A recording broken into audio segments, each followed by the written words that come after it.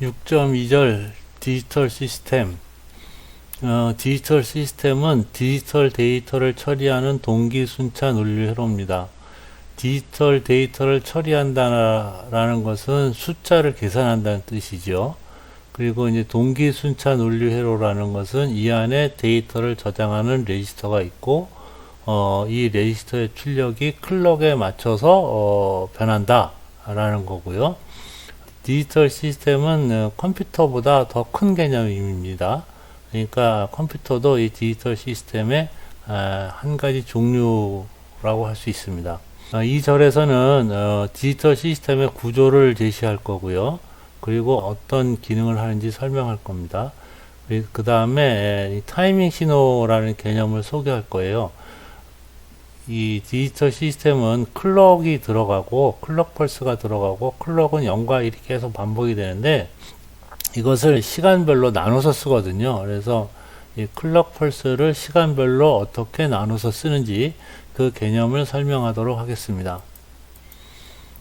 이 디지털 시스템은 이 그림처럼 이렇게 되어 있습니다. 이 안에 제어 장치하고 처리 장치가 있고요. 이것은 동기순차 논리 회로이기 때문에 여기에 클럭이 다 똑같이 이렇게 인가가 되죠. 클럭이 여기도 인가되고 여기도 인가되고, 그리고 이 안에도 레지스터가 있고 이 안에도 레지스터가 있습니다. 그리고 이 레지스터의 초기값을 결정하기 위해서 리셋 신호가 들어가게 되는데, 이 리셋 신호는 여기도 들어가지만 여기도 들어가는 거예요. 리셋 신호하고 클럭은 모든 레지스터로 공통으로 이제 들어가죠. 그래서 이 비동기 리셋 신호는 처음에 전원이 인가될 때 또는 중간에 시스템을 초기화할 때 그때 이제 쓰이고요. 그 다음에 시스템 클럭은 레지스터, 기억 수자가 레지스터니까 레지스터의 동작 시간을 제어하는 용도로 쓰입니다. 클럭 펄스가 이렇게 0과 1이 계속 반복이 될 때 레지스터는 어떻게 변한다 그랬죠? 레지스터는 클럭이 이렇게 인가되는 순간에 직전의 입력값을 보고 직후의 출력이 변한다 이렇게 얘기를 했죠. 이 말은 계속 유효한 겁니다. 클럭이 인가되기 직전에 입력값을 보고 직후에 레지스터 출력이 변한다 라는 겁니다. 그리고 이 안에는 이 제어 장치하고 처리 장치가 있는데 이렇게 두 가지가 있는데, 사람으로 얘기하면은 이제 제어 장치가 머리라고 생각할 수가 있고요. 그 다음에 이 처리 장치는 뭐 눈, 코, 입, 뭐 팔, 다리 이런 나머지 기관이라고 생각할 수 있습니다. 이 제어 장치로 이제 외부에서 명령이 이렇게 들어가요. 어떤 일을 해라라고 이제 명령이 들어가는 거죠.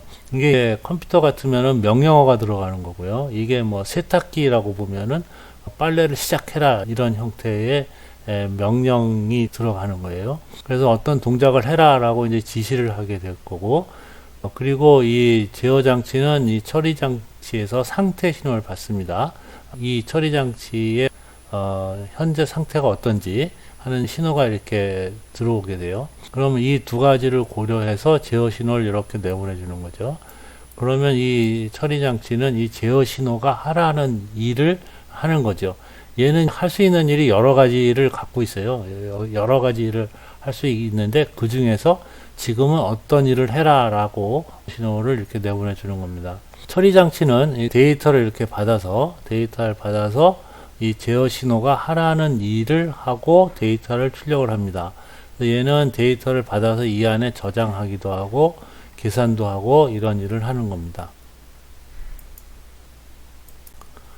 처리 장치는 이런 모양으로 되어 있다고 얘기할 수가 있는데요.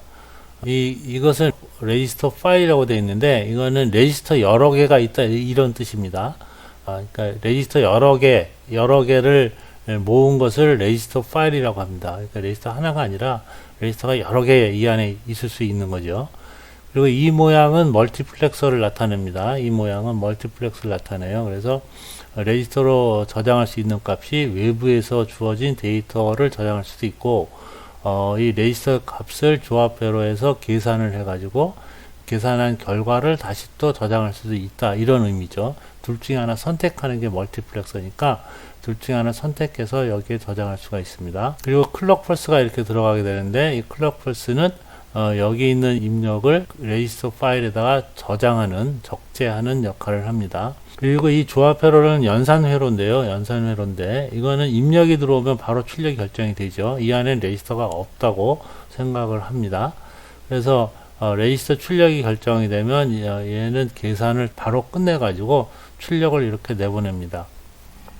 클럭을 보면요, 클럭과 연동하는 과정을 보면 클럭 펄스가 이렇게 이제 쭉 주어지는데요. 클럭 펄스가 쭉 주어지는데 이 레지스터는 이제 클럭이 올라가는 순간에 동작을 한다 이렇게 가정을 하면요, 라이징 엣지에서 동작을 한다 이렇게 하면은 이 라이징 엣지 직전에 레지스터 입력값이 여기죠. 이게 D죠. D 레지스터 입력값 D고 이쪽에 레지스터의 출력 Q죠. 레지스터 출력 Q 이렇게 됩니다.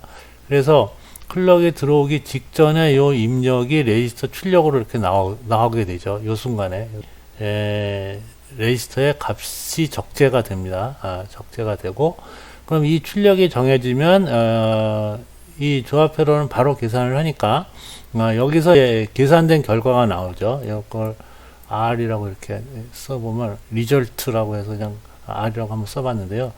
이 입력을 계산을 해서 연산된 결과가 나옵니다. 그러면 이것을 다시 또 피드백해서 저장할 수도 있고 이렇게 되어 있는데, 그런데 클럭이 이렇게 올라가고 나면은 이 입력이 출력으로 나올 때도 약간의 지연 시간이 필요하고, 조합 회로를 통과하는 데도 또 그 지연 시간이 필요하죠. 그래서 이 클럭이 올라가고 나서 결과가 나올 때까지, 안정된 결과가 나올 때까지 약간의 지연 시간이 필요하게 됩니다. 클럭이 올라가고 나면은 지연 시간을 거쳐서 조합 회로에 안정된 출력이 나오겠죠. 그럼 이 값을 또 다음 레지스터에 또 저장을 하고, 조합 회로가 동작하고, 또 레지스터에 저장하고, 조합 회로가 동작해서 결과를 또 다음에 저장하고, 이런 동작을 반복하는 것입니다. 그래서 이 한 클럭 안에서 일어나는 동작, 이것을 마이크로 오퍼레이션이라고 합니다. 한 개의 클럭 구간 안에서 수행하는 동작, 이것을 마이크로 오퍼레이션이라고 하는데, 값을 레치를 하고 여기다 적재를 하고 조합 회로에서 연산하고, 이 두 가지를 합쳐서 하나의 마이크로 오퍼레이션이 되는 거죠. 그래서 이 디지털 시스템이나 컴퓨터는 이 한 클럭 구간 동안에 마이크로 오퍼레이션을 계속 반복을 하면서 어떤 큰 개념의 일을 수행하게 되는 겁니다. 프로그램을 수행한다 이렇게 볼 수가 있겠죠. 그래서 이게 여러 개가 합쳐져서 하나의 명령어가 처리되는 거고, 이 명령어들이 또 여러 개가 합쳐지면은 프로그램이 수행되는 겁니다. 이렇게 가장 기본 동작이 이 한 개 클럭 구간에서 일어나는 동작입니다. 이것을 마이크로 오퍼레이션이라고 하는 것입니다. 그러면 타이밍 신호 발생기에 대해서 알아보겠습니다. 이 타이밍 신호 발생기는 제어 장치가 갖고 있는 하나의 부품입니다. 제어 장치 안에 하나의 컴포넌트인데요. 이 제어 장치가 타이밍 신호를 생성을 합니다. 이것은 현재 몇 번째 클럭 펄스가 지나가는지를 구별을 하는데, 이게 무슨 뜻이냐면요, 클럭이라는 것은 0과 1이 계속 반복되는 이런 신호죠. 0과 1이 계속 반복되는 신호인데, 이것은 그 클럭 자체로는 구별이 없어요. 이게 다 똑같은 거니까. 그런데 컴퓨터나 디지털 시스템으로 이 클럭으로 이제 일을 시키려다 보니까 클럭을 크게 이제 이렇게 몇 개씩 구별을 합니다. 구간을 이렇게 나눕니다. 구간을 이렇게 나눴어요. 지금 여기서는 이제 4개씩 나눴죠. 4개. 클럭을 4개씩 나눴으면 4개. 그래서 클럭 4개마다 어떤 한 가지 동작을 하게 만드는 거죠. 예를 들어서 간단하게 클럭 4개마다 명령어 하나를 실행한다 이렇게 가정을 해보면, 명령어 하나를 실행하고 다음 명령어 실행하고 다음 명령을 실행하고 이렇게 4개마다 명령어 하나씩 실행하게 이렇게 만드는 거죠. 그렇게 하려다 보니까 시간대를 구별을 해야 되는 거죠. 시간대를.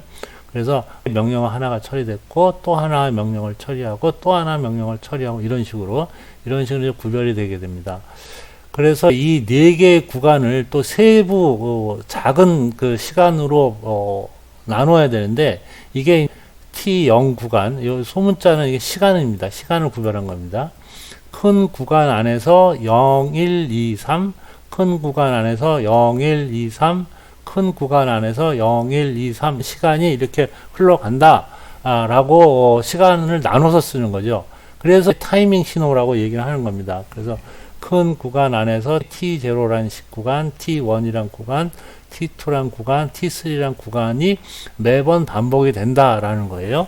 그래서 요 스몰 t라고 적은 것들은 이건 시간을 구별하는 건 타이밍이죠. 시간을 구별하는 거예요. 그러면 이 T0인 구간, 여기도 T0가 있고 T0가 여기도 있죠. T0인 구간에만 1이 되는, 이때만 1이 되는 이런 신호가 필요한데, 이런 신호를 이제 대문자 T0라고 이름을 붙였습니다. 이 대문자 신호. 그래서 이 대문자 T0를 보면은, 이 신호를 보면 현재 큰 주기 중에서 첫 번째 구간이 지나가는구나 이렇게 알 수가 있는 거죠. 그렇죠? 그 다음에 요 T1이 있는 구간, T1에 해당되는 구간, 이때만 1이 되는 신호가 또 필요하겠죠. 이런 신호가 이런 신호가 필요합니다. 그래서 이거를 대문자 T1이라고 이름을 붙였는데, 이 신호가 1이 되면 이 큰 주기 중에서 T1 구간이 지나가고 있구나 라는 걸 알 수가 있는 거죠. 이런 식으로 T2 구간도 필요하고 T3 구간도 필요합니다. 그래서 이것을 우리가 카운터하고 디코더 갖고 만들 수가 있습니다. 카운터는 리셋이 되고 나면 이 클럭 펄스를 세죠. 그래서 2비트 카운터면은 이 부분 출력이 0, 0이거나 0, 1이거나 1, 0이거나 1, 1, 1, 1 이걸 이렇게 돌아가면서 세죠. 그러니까 0, 1, 2, 3, 0, 1, 2, 3 이렇게 매번 셉니다. 그래서 이게 클럭 펄스가 들어오면 여기가 0, 1, 2, 3 이렇게 매번 셀 거고, 이 입력에 대해서 디코더를 집어넣으면은 이렇게 이 4개 중에서 하나만 1인 이런 펄스를 원핫이라 그런다 그랬죠. 이런 펄스를 원핫, 이런 펄스를 원핫이라고 한다 그랬습니다.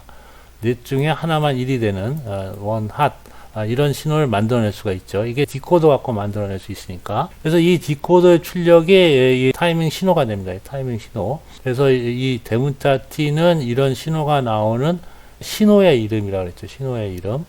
그 다음에 시간 구간의 이름은 소문자 T로 이렇게 썼습니다. 그래서 이러한 그 클럭 펄스를 시간대로 구별해주는 신호, 현재 몇 번째 클럭이 지나가고 있다 라는 것을 구별해주는 신호가 타이밍 신호고, 이런 신호를 만들어내는 장치가 이렇게 카운트하고 디코더를 만들 수 있습니다. 만약에 우리가 클럭을 8개마다 이렇게 8개를 모아서 어떤 한 가지 일을 처리하게 만들려고 한다 그러면, 이 카운터가 3비트 카운트가 될 거고, 이 디코더는 입력이 3개고 출력이 8비트인 디코더면 되겠죠. 그래서 그 카운터하고 디코더 가지고 이런 타이밍 신호를 만들어낼 수 있습니다. 그래서 이거는 우리가 나중에 컴퓨터 구조의 제어 장치를 배울 때 그때 이 타이밍 신호가 아주 유용하게 쓰일 겁니다. 6.2절에서 배운 내용을 요약을 해 보겠습니다. 디지털 시스템은 제어 장치하고 처리 장치로 만들어져 있어요. 그리고 이 제어 장치는 처리 장치로 제어 신호를 공급을 하죠. 외부에서 명령을 받고 이 처리 장치에서 상태 신호를 받아 가지고 처리 장치로 제어 신호를 공급을 하고요. 이 안에는 타이밍 신호 발생기를 포함하고 있습니다. 제어 장치는 타이밍 신호 발생기를 포함하고 있는데, 이 타이밍 신호라는 것은 클럭 펄스를 구분하는 거죠. 클럭 펄스를 큰 주기로 구별을 하고, 그 안에서 몇 번째 클럭이 지금 지나가고 있는지 그것을 구별해주는 신호를 만들어서 그것을 구분해 가지고 이 제어 장치 안에서도 쓰고 처리 장치로도 공급하고 이렇게 합니다. 처리 장치는 레지스터 파일하고 연산기로 만들어져 있어요. 그래서 여기는 외부에서 들어온 데이터를 처리를 하는 거죠. 그래서 이 처리 장치에서 동작이 매 클럭마다 한 가지 일이 수행이 되는데, 한 개의 클럭 구간에서 수행하는 데이터 전달 동작을 마이크로 오퍼레이션이라고 합니다. 이 용어는 앞으로 자주 쓰일 거니까 알아두기 바랍니다.